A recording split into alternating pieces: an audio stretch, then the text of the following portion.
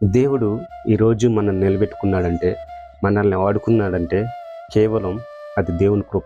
కానీ మనం ఎంచుకొని, మనం నిలబెట్టుకొని, ఆయన నామాన్ని ప్రకటించేవారిగా మనం నిలబెట్టుకున్నాడంటే, ఆయన నామాన్ని గణపరిచేవారిగానే మనం ఉండాలి. నాటి దినమందు నేను అడిగిపోతే ఒక పాస్టర్ గారు నిజంగా నాకు ఎంతో బాధ అనిపించింది. తను ఏమంటున్నాడు, ఒక కులాన్ని దూషించి ఒక కులం పాస్టర్ వచ్చాడా అని పేరు పెట్టి అంటున్నాడు. ఎంతగానో బాధ అనిపించింది. కానీ మరలా ఇంకోసారి నేను చూసినప్పుడు ఆయన అయ్యాలు చూసినప్పుడు ఒక తీరుగున్నాడు. మరలా నేను చూసినప్పుడు తను మిసాలకి నెత్తికి మొత్తం కలర్ వేసి వయసు కొర్రలు లెక్క తయారయ్యాడు. నువ్వు సేవకుడైన ఒక దేవుని ప్రవక్తైన నువ్వే అలాగుంటే నీ కింద ఉన్న విశ్వాసులు ఎలాగుండాలి? దేవుడు నిన్ను మెచ్చుతాడా? ఒకదం గమనించు.